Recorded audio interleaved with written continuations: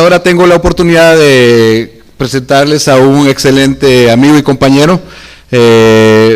Trabajamos en el mismo lugar.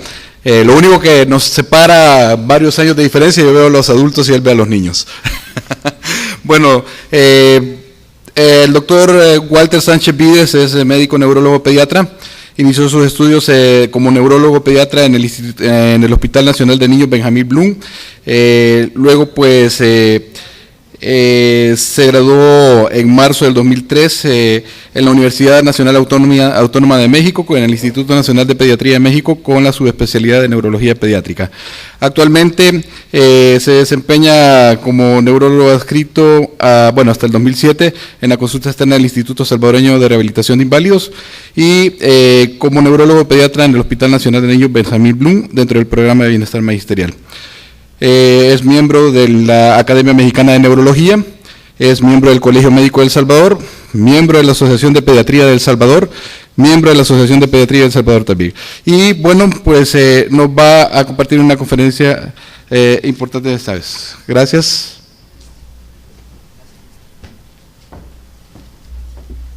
Gracias a ustedes también por el esfuerzo, ¿no? Voy a tratar de ir un poco rápido porque sé que ya hace hambre y también estamos atrasados en el Congreso. De lo que voy a tratar de hablar en estos breves momentos es acerca del abordaje de los trastornos del sueño en pediatría. Me van a disculpar acá mis colegas neurólogos, pero realmente la presentación traté de diseñarla más para un enfoque del médico en atención primaria, ¿no? Que es el médico que está en contacto alrededor del país con todos estos casos. Entonces traté de resumir y plantearles algunas recomendaciones o estrategias de cómo enfrentarse a estos niños, ¿no? Es bien frecuente, los problemas del sueño, tanto en niños como en adultos, son un motivo frecuente de consulta y se calcula que cerca del 30% de los niños pueden tener en algún momento determinado de su vida cualquiera de los diferentes trastornos del sueño, que como pueden ver acá en la diapositiva son abundantes. En la última revisión que se hizo de la clasificación internacional de los trastornos del sueño, pues aceptaron más de 100 diagnósticos oficiales, más de 100 trastornos dentro de las patologías del sueño. Obviamente estos varían en función de los grupos etarios, tanto de adultos como de niños, pero ustedes ven que la cantidad de problemas es grande. Obviamente no, por cuestiones de tiempo y pedagogía no vamos a hablar de todos esos en estos breves momentos, pero vamos a tratar de darle un enfoque de la perspectiva del neurólogo pediatra, cómo poderse acercar a esos trastornos del sueño en aquellos pacientes menores de 18 años.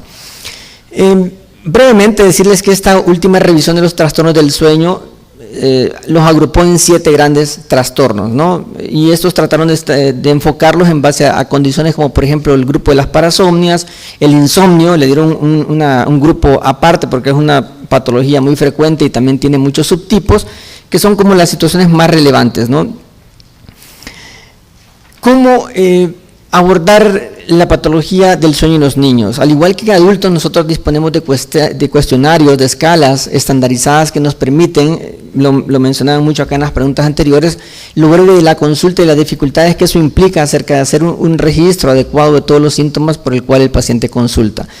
En el caso concreto de los niños disponemos de varios formularios y el que más utilizamos nosotros es uno que se llama el acrónimo de BEARS, en osos, la traducción de osos del idioma inglés, el cual es un nombre bien adecuado porque aparte que es una mnemotécnica que toca los 5 aspectos más importantes del sueño, pues también es fácil de recordar porque los osos tienen fama de dormilones, porque ellos duermen largos periodos cuando realizan su hibernación en el invierno, sobre todo los osos polares. Y este cuestionario BEARS, cada una de las palabras, hace referencia a un grupo importante de condiciones del sueño. Tenemos, por ejemplo, los problemas al momento de acostarse, ¿verdad?, que son justamente relacionados al momento de que el niño se va a la cama, los casos en los cuales no hay un trastorno en sí del momento de dormir, sino que es una somnolencia excesiva diurna, que estos problemas también se clasifican dentro de los trastornos del sueño. La A se refiere a los despertares en la noche, ¿no?, que aquí pueden ir, por ejemplo, diversos despertares como pesadillas, terrores nocturnos, etcétera, que los veremos adelante. Un apartado también para ahondar un poco acerca de la regularidad del ciclo de sueño, ¿no?, en cuanto a la hora habitual de irse a la cama, la hora de despertarse y si esto fluctúa a lo largo del tiempo, y la presencia del ronquido, que también es un dato importante porque nos da pistas acerca de ciertas patologías del sueño en estos casos.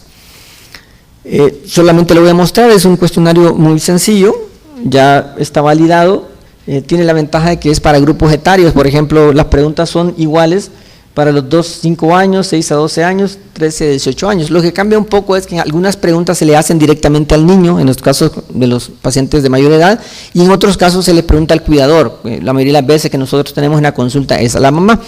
Y van enfocando rápidamente, en alrededor de 5 o 7 minutos, cuál puede ser el motivo frecuente o más relevante por el cual este niño consulta, porque muchas veces los problemas del sueño son aislados, pero en ocasiones pueden haber la coexistencia de diversas condiciones, ¿no?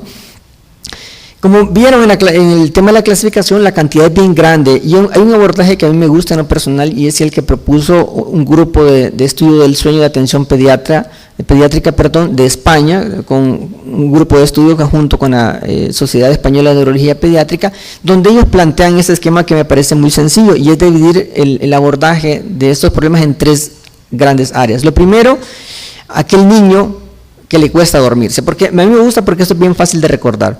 El primer grupo enfocaron aquellas condiciones en las cuales el niño tiene dificultades para dormirse. El segundo es aquel niño que no le cuesta iniciar el acto del sueño, pero sí tiene problemas ya estando dormido, donde predecen una serie de condiciones, de ronquidos, movimientos extraños, que eso es la parte que le da problema a él. Y el tercer grupo, que no se refiere directamente al acto de dormir, sino a la consecuencia del no dormir bien, y es la somnolencia excesiva durante el día. Entonces voy a tratar de hablar rápidamente acerca de las condiciones más frecuentes de cada uno de estos grupos. Nos veamos el primero, al niño que le cuesta dormirse. Aquí cae el grupo del insomnio. El insomnio tiene una fisiopatología diferente en la edad pediátrica que en edad adulto. Casi siempre la mayoría de trastornos del sueño en pediatría se refieren a problemas de mala higiene del sueño, porque nosotros pediatras y médicos de atención primaria fallamos mucho porque no le enseñamos a los padres cómo dormir a los niños.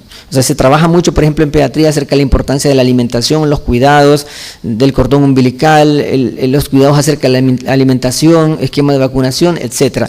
Pero no les enseñamos a los padres cómo dormir, cómo establecer un patrón de sueño adecuado a los niños. Y ahora, con el advenimiento de la tecnología, vemos conductas cada vez más erróneas de parte de los padres hacia sus hijos que interfieren el tema de inicio del sueño.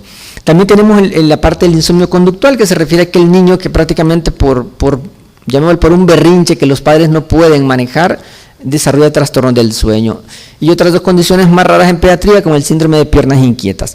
Veamos rápidamente el insomnio. ¿Qué es el insomnio como tal? Nosotros carecemos de una definición propia pediátrica y hemos adaptado la definición de adultos, que no nos llena por completo las condiciones que reúne nuestra población pediátrica, pero el insomnio lo podemos considerar nosotros como aquella dificultad para el inicio o el mantenimiento del sueño cuando se dan las condiciones ideales para poderlo hacer, y esta dificultad genera repercusiones en el día a día, que en el caso de los niños pueden variar desde problemas de hiperactividad, déficit de atención, bajo desempeño académico, incluso cuando son problemas crónicos de larga evolución, está relacionado con dificultades en la talla, cambios en el carácter, etcétera.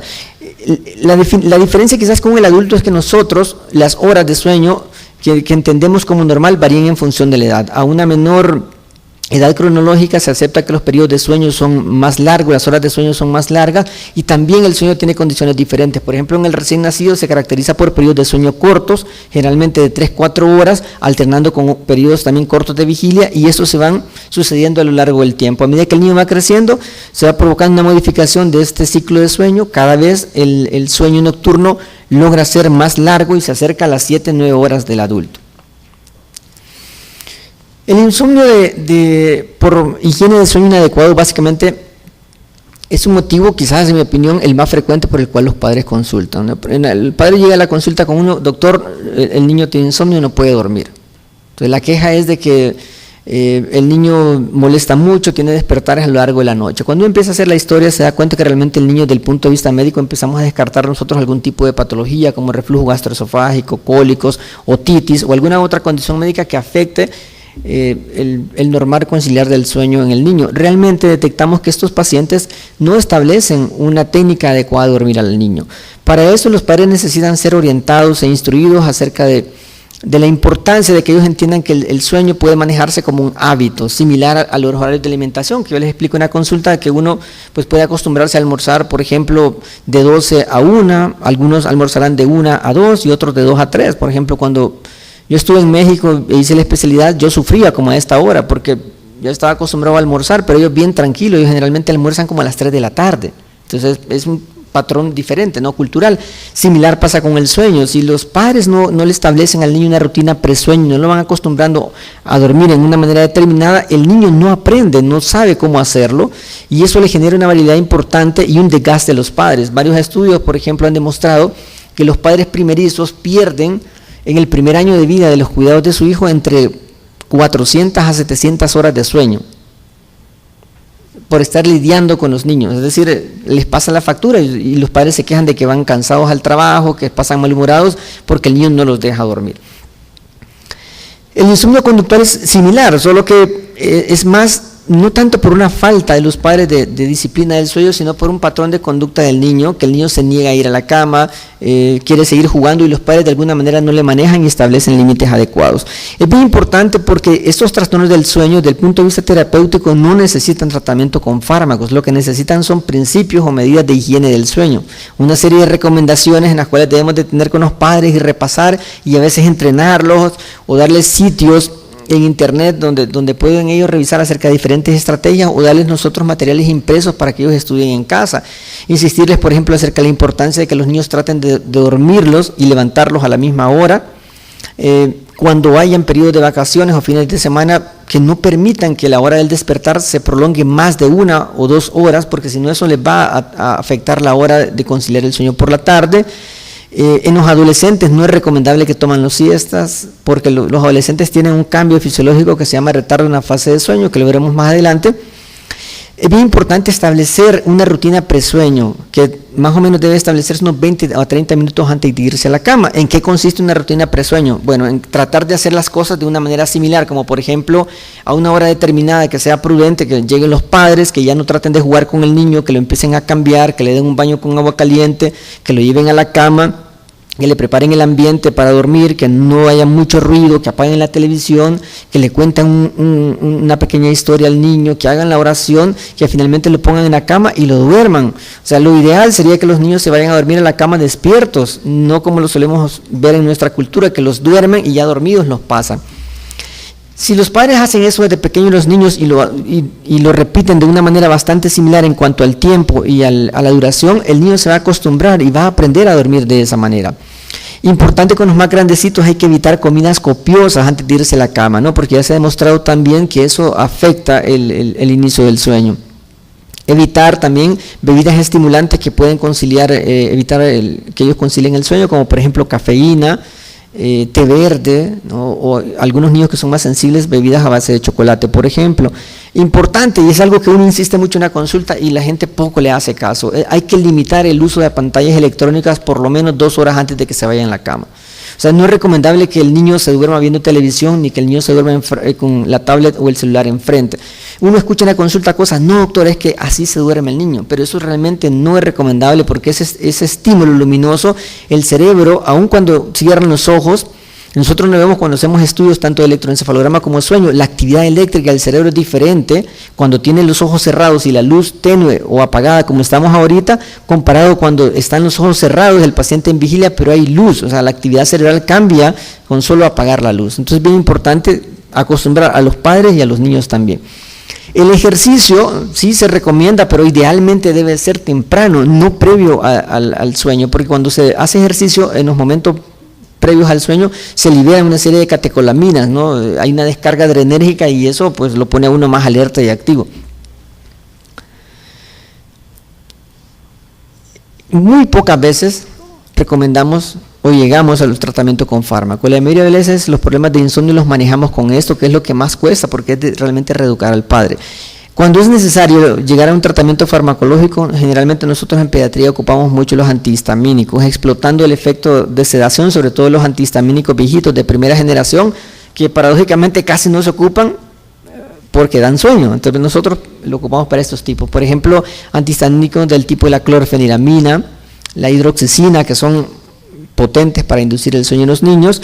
En algunos casos también valoramos, sobre todo cuando hay dificultades en el ritmo circadiano en los niños, fármacos reguladores del sueño, como por ejemplo la melatonina, que es un fármaco que podemos ocupar con seguridad nosotros en niños a partir de los 6 años de edad. Es bien importante explicarle a los padres también que, aparte de que el tratamiento, cuando decidamos utilizarlo, siempre debe ir acompañado de medidas de higiene del sueño. En el caso concreto de la melatonina, explicarles que cuando se toma el medicamento hay que apagar la luz, porque la luz, ya sea artificial o la luz natural, bloquea la actividad de la melatonina.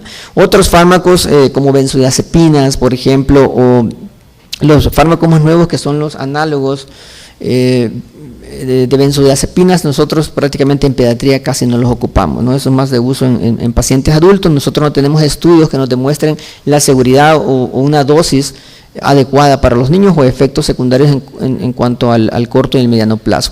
Fármacos como el Rivotril, Tafil, que son populares en adultos, nosotros no los ocupamos básicamente porque dan un efecto cognitivo deleterio en los niños, puede afectar el aprendizaje o dan un estado de torpeza motora y cognitiva en el día siguiente. ¿Qué otras de las condiciones puede afectar que el niño concilie el sueño? El síndrome de piernas inquietas es una condición que hasta hace unos 10, 12 años ha cobrado relevancia en edad pediátrica. Durante un tiempo se creía que eso no existía, ¿no? Que era más parte de los adultos, pero a medida que se fue estudiando esta condición, se ha descubierto incluso que pueden haber inicios muy tempranos por debajo de los 10 años. El pronóstico, la mayoría de las veces, de las piernas inquietas en los niños suele tener un pronóstico diferente en el adulto. En el paciente pediátrico tiene un comportamiento más intermitente, no suele ser tan incapacitante como en el adulto. ¿Pero qué es el síndrome de piernas inquietas? Básicamente es un trastorno neurológico que se caracteriza típicamente por el aparecimiento de una sensación urgente y casi incontrolable de mover las extremidades inferiores. Pero no es la típica acaticia o el movimiento que muchos de ustedes están haciendo, que ahorita tienen sueño, están moviendo la piernita para no dormirse. Las piernas inquietas se refiere a una necesidad realmente incontrolable y típicamente aparece en la tarde o en los momentos iniciales del sueño. Y el problema de esta condición es que esa sensación de mover los pies, que a veces puede acompañarse de dolores o parestesias, genera una fragmentación del sueño. Y como es una condición que se presenta de forma crónica, da repercusiones, porque el paciente tiene una pésima calidad del sueño y empieza después de unos meses a mostrar, en el caso de los niños, cambios de conducta, irritabilidad, somnolencia en el día, bajo desempeño escolar. Muchos de estos pacientes incluso a veces nosotros los diagnosticamos como cuadros de déficit de atención e hiperactividad, pero en el fondo esa sintomatología es producto de una mala calidad del sueño debido a un síndrome de piernas inquietas.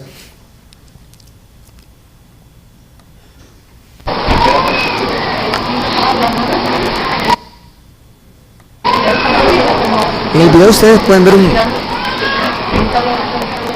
un movimiento de la pierna del miembro inferior, ¿no? Es muy breve, pero esos movimientos, como les digo, se van repitiendo. Muchas veces el paciente puede conciliar el sueño durante 20-30 minutos, luego vuelven a aparecer los movimientos, lo despiertan y así están a lo largo de la noche, ¿no?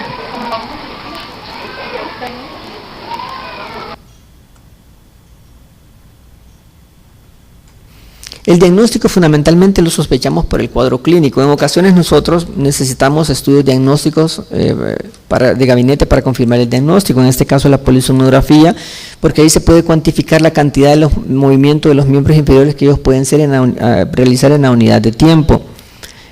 También nosotros, cuando sospechamos estos casos, solemos dejar un estudio del perfil de hierro, porque se ha encontrado una asociación entre anemia o un bajo nivel de ferritina en estos pacientes, y lo que se cree, la hipótesis es de que el hierro es un cofactor importante para la producción de dopamina, ¿no? Entonces, y se ha visto también desde el punto de vista clínico que los fármacos antagonistas de dopamina empeoran la condición y los fármacos agonistas de dopamina la mejoran. En los niños nosotros no tenemos tampoco tratamientos aprobados, es decir, no hay estudios que nos hayan demostrado que estos fármacos utilizados en adultos sean efectivos. Generalmente el tratamiento en edad pediátrica está limitado a la medida de higiene del sueño y a la corrección de la ferropenia cuando ésta se demuestra en los exámenes. El síndrome de retardo de fase del sueño, esto realmente no es una patología del sueño como tal. Básicamente los pacientes tienen aparentemente dificultades para dormir, pero realmente lo que tienen es un ciclo interno, un reloj biológico interno en los cual ellos necesitan dormirse más tarde, generalmente 10, 11 de la noche, y a la vez levantarse también más tarde. Y este tipo de ciclo de sueño interfiere con las actividades cotidianas y genera problemas, por ejemplo, que cuando los despiertan a las 6 o a las 5:45 para ir al colegio, ellos tienen sueño porque se han dormido anoche. Es bien típico de los adolescentes, pero en el adolescente ya se ha demostrado que es parte de un proceso de maduración fisiológico. Tanto es así que, por ejemplo, en la última Congreso Mundial de Sueño que yo tuve la oportunidad de asistir el año pasado en Francia, la gente en Europa está planteando que hablar con las entidades educativas responsables en sus respectivos países para que ellos consideren que modificar los horarios de entrada más tarde a partir de los 13 o 14 años de edad, porque ya se dieron cuenta que esta es la famosa pereza del adolescente, ese patrón de sueño que ustedes ven en sus hijos, que típicamente cuando llegan los 13, 14 años son capaces de llegar los días sábados o en vacaciones a las 11, 12, 1, 2 de la tarde, pues eso tiene un sustrato fisiológico, ¿no? O sea, ellos tienen un retardo, el chip, es como cuando uno va a otro país que de repente tiene que ver el reloj y ajustar, y le dicen, no, aquí la hora está 2 horas adelante, 2 horas atrás, y muy rapidito la tiene que mover. Eso pasa en la adolescencia, de repente el reloj biológico interno se mueve 2, 3 horas y ellos entran en conflicto con las actividades de nosotros, más con el tráfico. Ahora hay que madrugar, irse temprano para dejar al adolescente en el colegio y luego irse los padres al trabajo. Entonces eso es bien típico del adolescente. En este caso también es de medidas de sueño, no es tampoco que realmente tenga un insomnio, sino es más un desfase con los horarios de sueño. Ahora, ¿qué pasa con el segundo grupo? Con aquellos niños que ellos se duermen perfecto, no es tanto el problema para conciliar el sueño, sino que cuando ya están dormidos empiezan a tener una serie de eventos, sonidos o conductas extrañas. Bueno, vamos a ver algunas de ellas rapidito. El primero, el síndrome de apnea, hipopnea del sueño. Las características de la apnea en edad pediátrica es totalmente diferente en el adulto. En el adulto yo veo cuando llegan a la clínica a hacerse los estudios de sueño que la mayoría de ellos son obesos, ¿no? Pero eso no lo vemos tanto nosotros en pediatría. El trasfondo en pediatría de los cuadros de apnea y hipopnea está relacionado más con la disfunción de la cavidad oromandibular, ¿no? Son niños que, por ejemplo, tienen síndromes genéticos como Pierre-Robin o algunas otras condiciones que su maxilar es mucho más pequeño y eso, o tienen macroglosia como el síndrome de Down, y eso afecta la mecánica de la cavidad oral. Y cuando los niños están dormidos y toda esa musculatura se relaja, hay una obstrucción, franca del paso de aire y se oyen unos sonidos horribles que se escucha como que el niño está ahogando. Y esto genera una hipoxia crónica, o sea, la calidad del sueño de ellos no es la adecuada, ellos tienen fragmentación del sueño o microdespertares, es decir, que cuando están dormidos presentan momentos en actividad eléctrica cerebral similares como que si estuvieran despiertos, pero ellos no están despiertos. Al siguiente día ellos se levantan con una sensación de haber dormido mal, de haber dormido durante pocas horas y andan con una somnolencia, se quedan dormidos en el colegio, se quedan dormidos sentados, viendo la televisión, etc. En estos casos el gold estándar para hacer el diagnóstico es el polisomnograma o polisomnografía, que es un estudio donde se ingresa al paciente en una habitación y se le colocan un montón de artilugios en la cabeza, se le ponen bandas torácicas, abdominales, diferentes sensores para medir saturación, flujo de aire por la cavidad nasal, hay micrófonos para captar el ronquido y todas esas señales se registran en un trazado y ahí se van pudiendo, por ejemplo, determinar los tipos de apneas. Son apneas centrales que nosotros vemos mucho en niños, sobre todo en los prematuros, o apneas periféricas, cuando el cuadro es más que todo obstructivo. Todo eso nosotros podemos llegar a un diagnóstico por medio de la polisomnografía. Es un pequeño video. Suena más impactante con el sonido, pero no tengo ninguno registrado con sonido. Básicamente el niño da la impresión que se está ahogando, ¿no? Como que se está atragantando o como que tiene una especie de reflujo y el niño da una sensación de inquietud. Típicamente duermen con la boca abierta, roncan mucho y en ocasiones adoptan unas posturas que recuerdan al síndrome de Sandifer, con una hiperextensión del cuello, que es una forma de compensar ese colapso de la vía aérea, ¿no? Que obstruye el flujo de aire. El tratamiento, igual las medidas generales, ¿no? Si los niños ya están grandecitos y tienen sobrepeso, es bien importante mandarlos con el nutricionista, porque al mejorar el peso también mejoran los síntomas de apnea, pero eso, como les decía, es más del adulto. La actividad física es bien importante, evitar también la ingesta de café, porque a veces los niños, los más grandecitos, como se sienten adormitados en el día, toman medidas estimulantes, pero eso lo que hace es alterar más la fisiología del sueño. Hacer una evaluación importante a nivel de la cavidad oral y evaluar si aquellos pacientes, por ejemplo, tienen un cuadro o un historial de alergia, evaluar tratamientos antialérgicos, o una evaluación por el otorrino para que determine si son pacientes candidatos a resección de adenoides y amígdalas, que finalmente en los niños, la gran mayoría, con eso mejoran. Muy pocas veces nosotros ocupamos CPAP, que son dispositivos para garantizar un flujo adecuado de aire durante el sueño, y esto queda más que todo confinado a ciertas condiciones muy raras en pediatría, como son algunos desórdenes congénitos que tienen que ver con enfermedades neuromusculares, pero la gran mayoría mejoran con el abordaje de parte de otorrino. El sonambulismo, que pertenece a las categorías de las parasomnias, es importante acá, más que todo, tranquilizar a los familiares, ¿no? Sobre todo a los padres que son ansiosos. El sonambulismo es una condición benigna, no se tiene una causa precisa, se ha relacionado en algunos casos con cierto nivel de estrés vivido por los niños, ya sea un estrés escolar, familiar, o la exposición a veces a programas de televisión que los impactan mucho y les generan ansiedad. Es una parasomnia del sueño no REM, eso quiere decir que típicamente aparecen las etapas iniciales del sueño. Las actividades pueden variar, el niño puede hacer actividades pequeñas como sentarse, caminar brevemente, hasta actividades más complejas como tratar de bajar a la primera planta, o ir a la cocina, abrir el armario y tratar de ponerse la ropa. Son actividades que pareciera ser que el niño está despierto, pero no, es una actividad que sucede durante el sueño. Vamos a ver un video de un pacientito que ahí el papá escuchaba muchos ruidos en la casa, ¿no? y pensaba que era más que todos los ladrones, y cuando fue y descubrió que era su hijo que tenía estos eventos, que dormido, él caminaba, ¿no? Y se quedaba parado en la sala y sin moverse, y pasaba sus 3-5 minutos acá. Estos eventos suelen tener un carácter benigno, algunos están relacionados con factores hereditarios, pero lo importante, como les decía, es tranquilizar a la familia y decirles que esto no es algo grave y que va a mejorar con el transcurso del tiempo.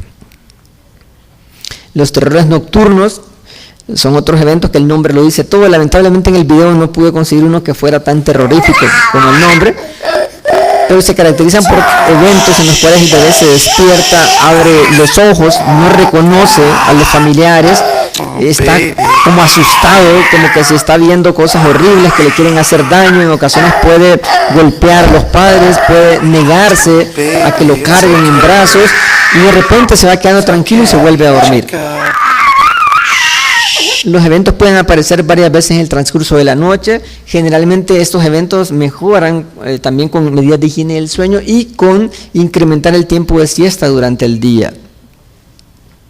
Los despertares confusionales parecidos a los terrores nocturnos, la diferencia es que el despertar es justamente eso. Al momento del despertar, el niño, de la transición de estar dormido a despertarse, lo hace, pero no lo hace bien, está confundido, alterado, desorientado.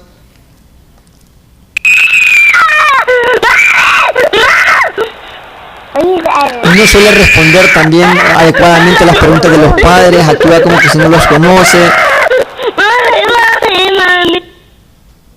Pueden durar de 3 o 5 minutos, también son eventos de buen pronóstico, no necesitan tratamiento, más que todo orientación a los padres y tranquilizarlos de que no es nada grave. El tema de las pesadillas es una parasomnia que sucede durante el sueño REM, por eso es que hay una conciencia clara. El niño típicamente, a diferencia de los terrores nocturnos y el sonambulismo, en estos el niño sí tiene una conciencia clara al día siguiente, el niño se recuerda de lo que pasó. O cuando se despierta a medianoche, él dice, es que yo estaba soñando que un monstruo venía detrás de mí, que me quería comer, o estaba soñando que la casa agarró fuego, o que a ti te había pasado algo. La gran mayoría de las pesadillas hay que verlas, el origen en el día a día, la televisión, los videojuegos, exposición a materiales como películas de terror o contenido inapropiado para los niños, ¿no? Que no van acorde a su edad. Las diferencias fundamentales, por ejemplo, entre el terror nocturno y la pesadilla, es que el terror nocturno aparece en el sueño no REM, eso significa que es temprano de iniciado el sueño. La pesadilla aparece en el sueño REM, es decir, en estadios profundos del sueño, más avanzada la noche, 12, 1 de la madrugada. Y otra serie de movimientos, que en general se llaman movimientos rítmicos durante el sueño, que son conductas repetitivas, que tienen un carácter limitado a la cabeza o al tronco. Y vamos a poner un video, son movimientos de balanceo que pueden aparecer generalmente al inicio, ya en la transición del sueño para la vigilia, ¿no? Son movimientos repetitivos, son muy rítmicos, o sea, no son tan intensos, no se agitan tanto como puede suceder en los terrores o en las pesadillas.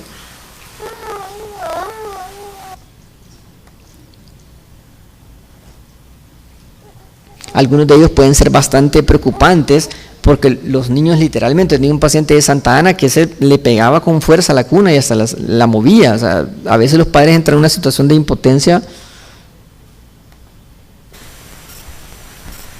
Estos movimientos, al igual que los otros, no precisan de tratamiento farmacológico, mejoran con higiene del sueño, tienen un buen pronóstico, desaparecen con el transcurso del tiempo y no dejan ningún tipo de secuela. Lo importante nuevamente es la tranquilidad para los cuidadores.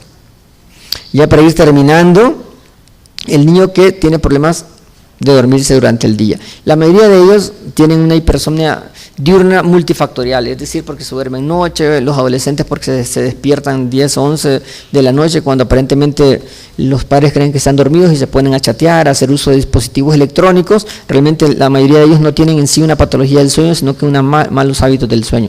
Pero sí hay una entidad que afortunadamente es bien rara en pediatría, que es la narcolepsia, que es un trastorno neurológico en el cual los pacientes tienen una alteración a nivel de neuronas hipotalámicas que no producen de forma adecuada un mediador llamado hipocretina, que a su vez regula otros mediadores por medio de histamina, que son los que inducen o regulan el aparecimiento del sueño REM.